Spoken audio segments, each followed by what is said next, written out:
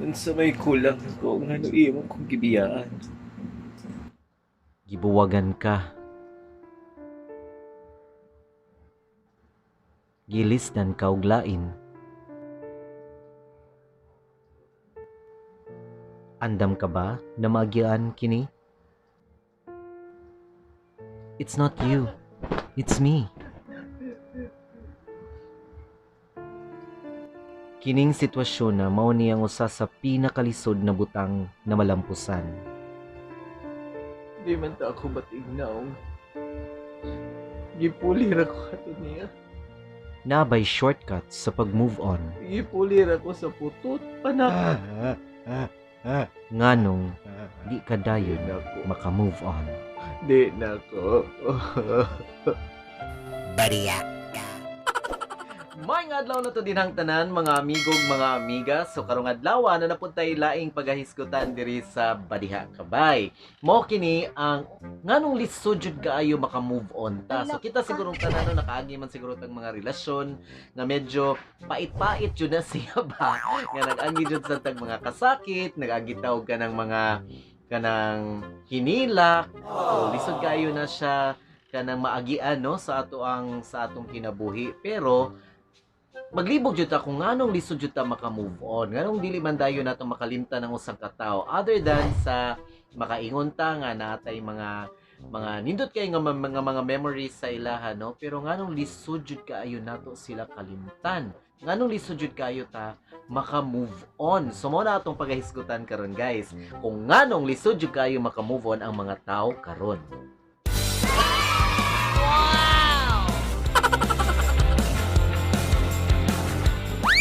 Halak ka. So karong adlaw hatagan ta mo na po katimailhan nga imuhang amiga or amigo wala pa ka move on besh. Di ba? So sila kaning mga bagong gibuwagan magsige na sila ingon nga okay na sila, naka-move on na sila. Pero naadyo na sila yung mga behaviors ba or mga ginabuhat nga makaingon jud kag wala pa na sila ka move on. Ang una ani nga timailhan mga amig kag mga amigo kani silang mga gipangbuwagan nga magsige ra gihapon og stalk sa ilahang mga ex sa Facebook. Mao nang maglisod jud sila og move on kay magsige lang gihapon sila tan-aw ba sa Facebook sa ilahang ex.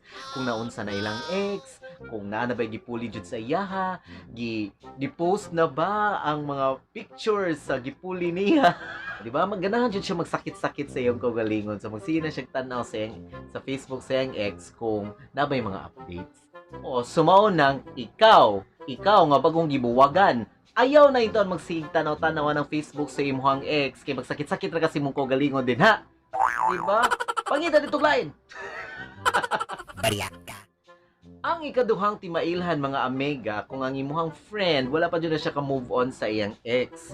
Other than mag-stalk siya sa Facebook sa iyang ex, mag-stalk po na siya sa Facebook sa gipuli niya.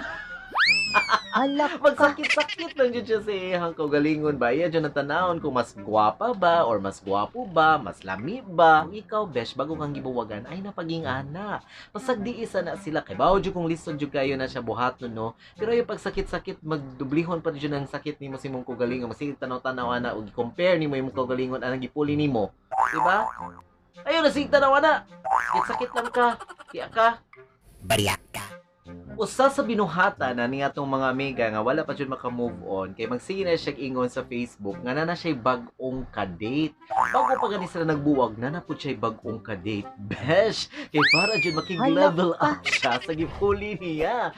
Lo, maging ana di dayon ni mo ipa-feel sa imong kaugalingon nga nasakitan ka. Naa jud kay mga ing-ana nga drama para ingnon unsa man.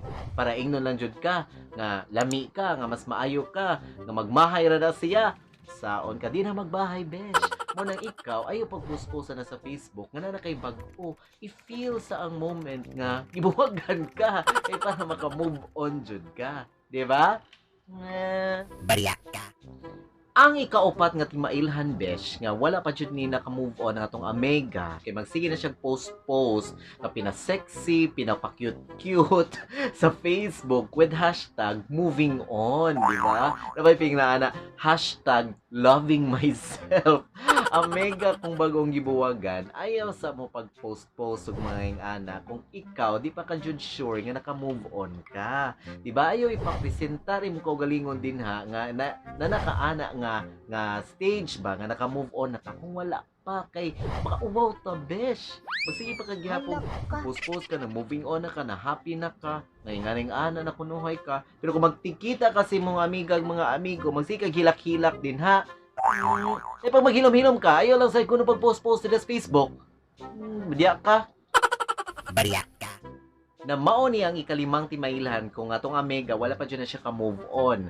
Usa sa iyang mga buhaton kay magsina siya pangutana about sa gipuli sa iyaha, di ba? Di na siya makontent kung stock besh. Magsige na siya pangutana nimo, especially ka ila ka nang gipuli sa iyaha. Magsige na siya pangutana kung naunsa na taga-asa na siya, kung asa trabaho, di ba? Mas gwapa ba, mas puti, mas taas magbuhok kaysa sa iyaha, ug mga ingana man mas lami maglawas, mga ingana, di ba? Wag sakit-sakit dyan na siyang kogalingon, besh. Mo nang ikaw, nga amiga na kung bago pang gibuwagan, ayaw sige pangutana about sa gipuli nimo. I know, right? Di ba? Mahimo ra na nimong basihan sa imong kogalingon ug ma-depress na noon ka. Dahil pagwapahon nimo imong kaugalingon o pagwapuhon nimo imong kaugalingon kaysa magsige kag pangutana kung unsa nang kinsa nang tawhanang gipuli nimo. Hala Kapoy kay ka. Bariya. Kay magsige man siya pangutana about sa gipuli niya, mao ni ang ikaunom besh nga gimuhang amiga, wala pa jud na siya ka move on. Grabe kay na siya manaway sa taong gipuli niya. Diba? Maingon niya, uy, saan na siya? Uy, putot man na siya. Uy, saan na siya? Uy, ba't na siya gnaw? Uy, saan na siya? Tambok man na siya. Kagwapa ra na ko. Mga nga. Maging ana na siya, bes, sa atubangan ni mo. Nagpaila lang dyan na siya. Nga pa na siya ka-move on. Mao na. Mao nang amiga kung wala pa ka bago pang gibuwagan. Ay lagi sigig pangutan na. Huwag ayaw sa pagsigig panaway. Kay kitang tao manggod. Lahi-lahi dyan ta. Maybe, dili physical ang nakita sa imuhang ex. Anang tawhana. Diba? Ayaw jud ikumpara imong kaugalingon sa ubang tao din ha. Di pag magkuan kasi mo kaugalingon, magbantay kasi mo kaugalingon para napay bagong ganahan nimo. Kapoy kay ka ha. Bariya. Maon na kay nagsige makagkumpara sa imong kaugalingon, mao ni ang ikapito nga timailhan nga imong atong amiga besh wala pa jud na siya ka move on kay magsige na siya hagad og tagay. Diba? Tagay dito, tagay diri aning Harrison. Anig icon, sagasa na lang, naunsa na kuno. Nay pagkanang imuhang pag-invite og tagay-tagay, imo pala nang pangutana imong kagalingon kung asa ka na sayop, unsay dapat nimong i-improve, di ba? Kay para dili jud kabiyaan, kay magsikag tagay-tagay din ha og magminaoy. Kapoy kayo, mura na bag nakitampo ka. Ay, sara na ba imuhang gitampo? Bariya. Unya lagi kay amiga man nato mo na kung maghagadog tagay ato sad kunuhay silang ubanan kay para bisag kapoy na kayo magsige paminaw na ilang mga minaoy ba ato lagyapon silang ubanan. Pero ang kaning mga atong amigang bago pang gibuwagan or dugay-dugay nang gibuwagan mao jud ni ilang buhaton mo ning ikawalo nga wa pa sila ka move on. Magsig tanaw-tanaw na ilang cellphone kay basing mo text to ilang ex nabuang na kuno kung nay mo ring hala feeling dayon nila nga ilang ex may nanawag nila. Kung nay mo tutot anang ilang telepono, hala, feeling dayon nila nga ilang ex may nag-text nila. Besh, gibuwagan na gani ka, gibuwagan na ka, panagsara kayo na nga mubalik kay sa imuha. Kay kanang mga ingana nga mga drama nara na sa teleserye. Di na mahitabo in real life. So ayo pag Cinderella din ha, di kay kagwapa. Di ka. Bariya. Ya kanira ba itong mga amiga no nga naingon nga na move on na sila. Mao ni ang ikasiyam. Magsige na sila ingon nimo nga okay na kunuhay sila. Pero ang mata besh hubag pas mata ni Garfield. Kaya magsigig hilak, magsigig magminaoy, di ba? Nalagyan ni tukar, background music, gikanta lang sa banda, hala maginikihilak kunuhay siya. Uy, mura jud kunuhay siya kuan kanang naa sa teleserye nga magdrama-drama, besh. Ayaw pagingana kay bawa man jud kong sakit na no. Kay balo jud ko anang mga giagian nimo kay nagian po na nako sa una. Pero besh, ayaw sige ingon nga okay ka kundi pa ka okay, di ba? I-feel nimo ang kasakit. Matod pa sa How to be Single. pain daw kuno demands to be felt. So ayo pag drama-drama din ha, nga okay na ka, kay imong mata klaro kayo nga hubag pas mata ni Garfield, di ba? Imong eye bags din na besh, pwede mabutangan og bottled water. Di ba? I-feel sa nimo besh. Pain demands to be felt. Bariyak ka. Og ang ikanak po nga ang ato nga Mega wala pa jud ni siya maka-move on no. Kay magsige pa na siya laom nga magbalik sila sa iyahang ex. Besh, mo jud ni siya ha ang timan kung gilisdan ka, dako kay nagposibilidad nga buhaton lang gihapon na niya, di ba?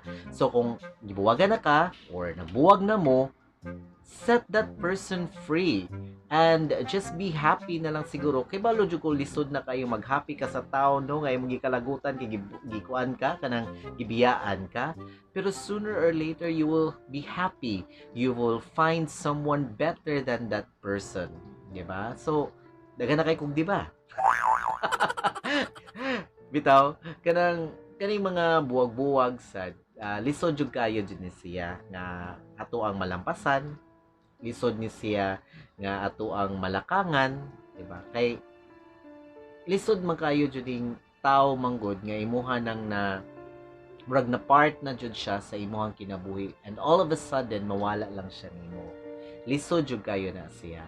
Pero besh, kung magsige ra gihapon kag stalk sa imong Facebook, sa stalk sa Facebook sa imong ex, sa iyang uyab or sa iyang bagong uyab or sa tawo nga gipuli niya nimo, or magsige gihapon ka og panghinaway, magsige kag tagay-tagay, magminaoy din ha, wa jud na siyay kanaganing bili sa process sa imong healing.